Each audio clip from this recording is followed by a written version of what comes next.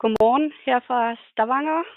Dere som har stålkontroll på norsk dialekt, hører at jeg kanskje ikke er født på Nord-Jæren.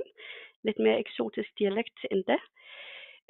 Men jeg har alligevel fået lov at besøge webinaret her i dag med et projekteksempel. Fortælle lidt om, hvordan vi har jobbet praktisk med klimagas i tidlig fase. Vi har nemlig haft et projekt på Forus, og det har været at bygge en ny genvindingsstation. Dette er ferskvarer. Vi er akkurat færdige med forprojekt, og er ved at skrive konkurrencegrundlag, så det er ikke bygget endda. Men det er IVAR IKS, og det er internationalt selskab for vand, afløb og renovation, eller genvinding, som man siger i dag, som skal have ny genvindingsstation. De bor i dag på andre siden af gaten, men må have ny genvindingsstation for at gøre plads til karbonfangstanlæg. Og så har de maksimal tomt udnyttelse og trænger endda mere plads. Det er en genvindingsstation, som betjener op mod den 10. del af Norges befolkning, næsten 1,5 million indbyggere. Så der er godt flyt i affaldet her. Og så har IVAR taget en ganske tydelig strategisk beslutning om, at de skal satse på ombrug og har mange flotte fortællinger inden om ombrug her, og får til en flot sorteringsgrad, og det er selvfølgelig noget, vi må tage med videre i projektet. Men i dag skal jeg fortælle om klimagas, og IVAR henvendte sig med et stort ønske om at jobbe med klimagas og jobbe med cirkularitet. Men akkurat hvordan havde man ikke formuleret, der trængte man bistand. Og hvad gjorde vi? Jamen vi så på, hvad har vi allerede? Vi har ikke vældig mye, men så snart arkitekt havde fået laget en vældig grov arealoversigt, der gik vi i gang. Her ser man, at man har 3 byg, der ligger på højre siden, et administrations- og ombrugsbyg, hvor folk leverer ombrug, og hvor også personalet kan tilbringe tid. Så er der et farligt affaldbyg, og et modtagsbyg for elektronisk affald. Og det er der, hvor alle kunderne kommer. Og så er der også 3 andre byg, som går i lager og garage, og noget varmeby, og sådan, som er mere til de, som jobber på stationen. Og så masse harde overflater, køreflater, som skal kunne håndtere vældig mye tung trafik. Mere end det havde vi ikke. Ganske grov oversigt over grønflater og en minimum frihøjde i henhold til tech. Men alligevel gik vi ret på beregningerne. Så ingen IFC eller anden BIM-materiale. Dette var en tilnærming, som baserede sig på en automodel, hvor vi satte op et nul-scenarie eller et nul-alternativ med dagens standardløsninger for industribyg. Altså hvad en entreprenør vi priste ind, om han ikke havde fået nogen føringer i det hele taget. Så satte vi også op en række scenarier, hvor vi testede ud enkelttiltag for klimagasreduktion. Så de med godt syn eller god læsebrille ser, at vi har testet på bæresystemet massivt træ og reduktion af energiforbrug og lavkarbonklasse A, lavkarbonklasse plus ekstrem og 13 andre bare på administrations- og ombrugsbygget, og så er der også variationer på de andre byg. Så hvad fik vi ud af det? Det var en masse beregninger, men hvad fik vi ud af det? Vi fik ud en tidlig indikation på klimagasydelsen. Vi fik også tryktestet, hvilke tiltag som kunne være aktuelle. Vi fik en indikation på kostnader. Vi havde projekteringsgruppe, leder og kalkulatør ganske mye inde her.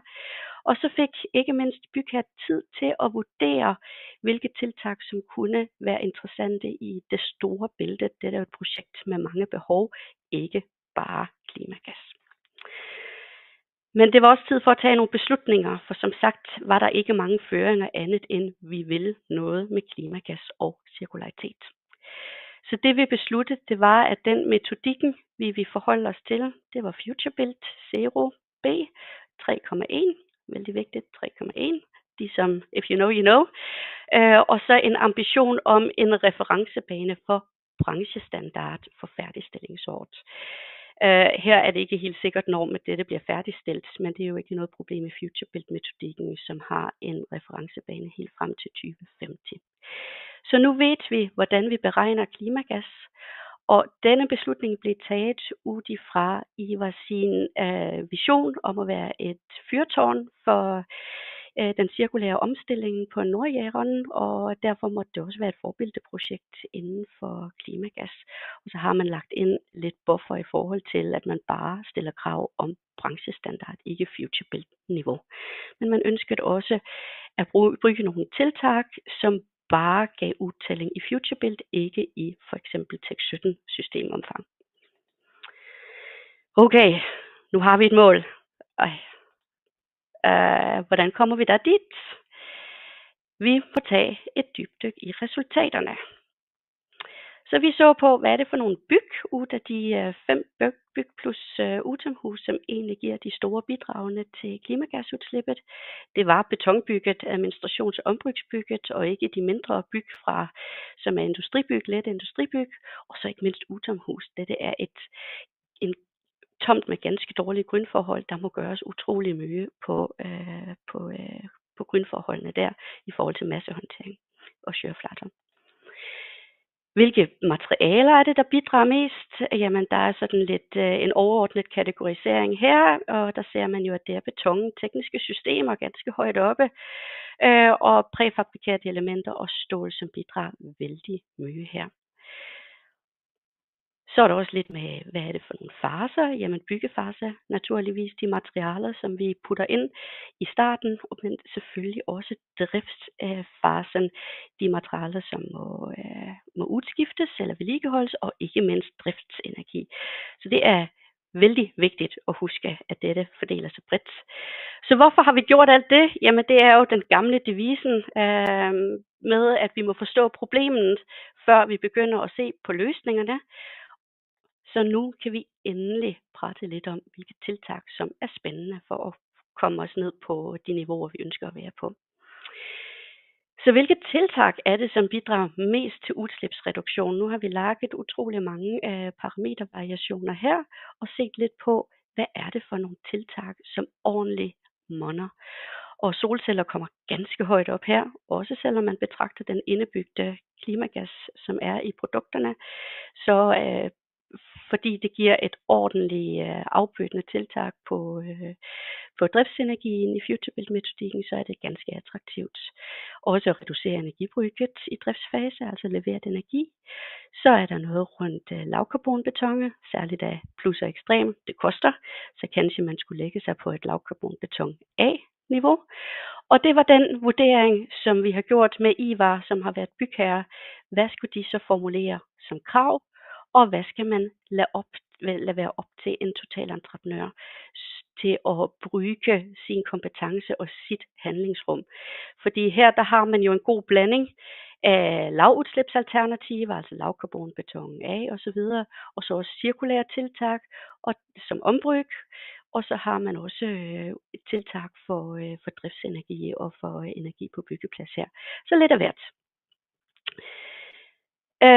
Så vi så på, hvis vi lager nogle pakker, nogle tiltagspakker, hvordan ser det så ud i forhold til den overordnede ambitionen? Så den grå bjælken deroppe, det er som projekteret med standardløsninger for hele projektet. Så har vi målsætningen, den stærke orange nederst, som er future build målsætningen. Og så har man nogle scenarier, for eksempel den, som ligger ret under den grå. Det er det, som Ivar har endt med at stille som krav i konkurrencegrundlaget.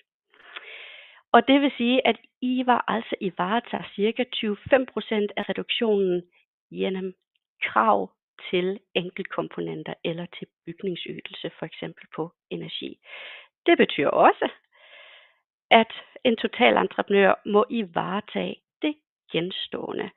Og det er der særligt der, fordi Ivar har et stort ønske om at knytte ind ombrug her, men det kan være vanskeligt at stille vældig nøjagtige krav til akkurat, hvordan man skal realisere ombrugsstrømmen her. Og der må en totalentreprenør vise, hvad han kan, og om der ligger nogle huldækker, som han ved om, at han har demonteret i et andet projekt, som han kan tiltransportere dette projektet, vil det jo være helt top, men det er nok ikke alle, der kan garantere det. Der må man se på, hvad som er muligt. Og det er det, som denne modellen giver mulighed til. Så til slut vil jeg driste mig til at foreslå en gennemføringsmodel for klimagas. I hvert fald som vi har gjort det i dette projektet. Så vigtigt at forstå, at dette er en projektspecifik gennemføringsmodel. Men det er simpelthen, at vi har startet med beregninger, og det var nok fordi rammebetingelserne ikke var ganske tydelige i dette projektet. Vi måtte sætte op rammebetingelser undervejs. Hvad er det bygherre ønsker? Hvad er det, som er muligt på tomten? Hvad er det, som er muligt op mod andre projektbehov her? Så tog vi en beslutning her, den stærke orange her, metodik og ambition må fastlægges. Det vil sige, hvordan regner vi på klimagas? NS 3720, som er den norske standarden for klimagas, er ganske åben, mange muligheder, og vi ønskede at bruge en metodik, hvor man kunne sammenligne æbler med æbler, altså andre projekter også, i stedet for at definere et eget projektspecifikt omfang af klimagasberegningen. Næste bolken her af aktiviteter, det var at vælge ud tiltag, som bliver til krav.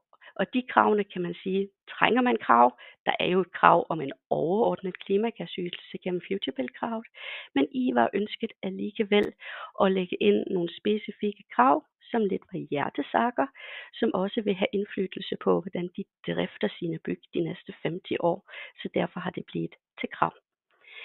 Nu skal projektet så lyses ud i en totalentreprise, ikke gjort endda, men der må totalentreprenør med sin gang af projekterende levere på det genstående, og der er der altså frit handlingsrum her. Hvad er det for nogle muligheder, en totalentreprenør ser, så der bliver lidt stillet krav til kompetence der. Og det er også der er en liten sådan sidefortælling i, hvordan vi skal bruge de nye regler. Det er jo en offentlig anskaffelse, så det vil nok blive noget rundt tildelingskriterier og eller krav i anskaffelsen. Det holder vi på med akkurat nu, så det bliver en cliffhanger til, når dette engang bliver lyst ud, så kan dere se. Men jeg synes jo, det er vældig spændende, om man kunne bruge tildelingskriterierne til at stimulere til lidt innovation, for det er der rum for i det her projekt. Og så til sidst bare, kanskje mit budskab her, det er, håndter klimagas som et præmisfag. Vi kender jo de traditionelle præmisfagene i byg. Det er jo brand, akustik og bygningsfysik for eksempel, som sætter rammerne for de andre projekterende fag.